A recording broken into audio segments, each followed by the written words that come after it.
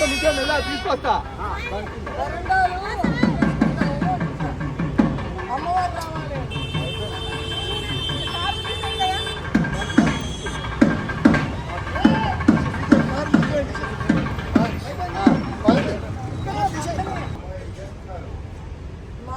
మా స్వామి దగ్గర ఏంటి మొత్తం అయింది కాబట్టి సగ భాగం వాళ్ళకు ఆటోమేటిక్ గా వచ్చింది. అది శ్రీలక్ష్మీ వల్లభారమ్మ జగనాముని మధ్యమ అస్మదాచార్య పర్యంతం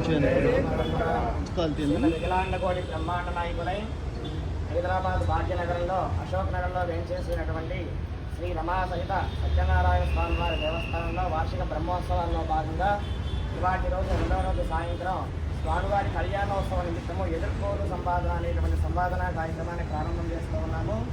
దాంట్లో మొట్టమొదటిగా జగన్నాయకుడు శ్రీమద్ అఖిలాండకోటి బ్రహ్మాండ నాయకుడు అఖిల లోకాలు అనేటటువంటి చక్రవర్తి అయిన మా సత్యనారాయణ స్వామి సకల లోకాలన్నీ కూడా సంరక్షించడానికి సాయంకాలం కూడా జనాలందరినీ కూడా రక్షించడానికి శిష్టుణ్ణి దండించడానికి అట్లాగే దుష్టుణ్ణి సంహరించడానికి కూడా సాయంకాలం వేళ సంచారం చేస్తూ ఉంటారు.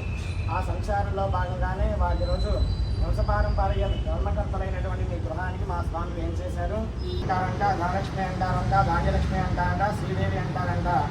ఆవిడేమో ఒకరి దగ్గర తిన్నగా ఉండదంట, ఒకరి దగ్గర నుంచి ఒకరి దగ్గరికి వెళ్ళిపోతుందంట. ఒక అమ్మవారి పేరు లక్ష్మి అంట. మరి ఇంకో ఆవిడేమో చెంచరా చెప్తిదీయ, ఆవిడ భూదేవి అంట. ఎక్కడ తనకంటే చిన్నవారైనా సరే అల్లుడిని లక్ష్మీ నారాయణ స్వరూపంగా భావించి నారాయణుడిగా భావించి తన కుమార్తెను లక్ష్మీదేవిగా భావించి మన హైందవ సనాతన సాంప్రదాయంలో కాళ్ళు కడిగి కన్యాదానం చేస్తారు. అటువంటి గొప్ప కన్యాదానాన్ని పొందాము. కేవలం ఇంతేనా అంటే ఫలితం అంటే లేదంట. ఆ ఏదైతే వైకుంఠానికి చేరతారో వాళ్ళందరూ కూడా తిలయ సూర్యమండల పర్యంతం అని చెప్తున్నారు. తిలలు అంటే నల్ల నువ్వులు ఉంటాయి కదండి, ఆ నల్ల నువ్వులను భూమండలం దగ్గర నుంచి సూర్యమండలం దాకా ఒక గుట్టగా పేర్చి 1000 సంవత్సరాలకు ఒకసారి ఒక నువ్వు గింజని తీస్తే ఎంత కాలం అయితే పడుతుందో అంతమంది కాలం అంతా కూడా సూర్యలోకంలో ఉంటారంట. అట్లాగే గంగావాడు కాదు సప్తఋషి మండల పర్యంతం అంటున్నారు. గంగా నదిలో ఇసుక చాలా సన్నగా ఉంటుందండి, మామూలు ఇసుక కంటే కూడా.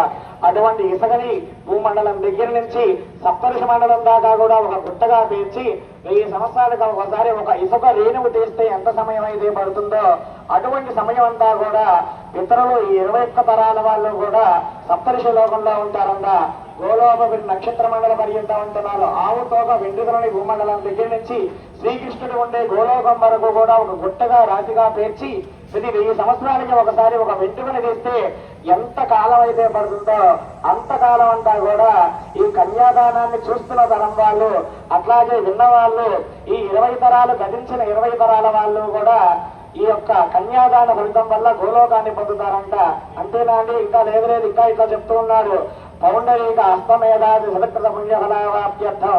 మామూలుగా మనం ఒక యజ్ఞం చేసుకున్నాం అనుకోండి, ఒక 2 రోజులు 3 రోజులు సంకల్పం చేస్తాం, లేదంటే ఒక 4 రోజులు సంకల్పం చేస్తాం.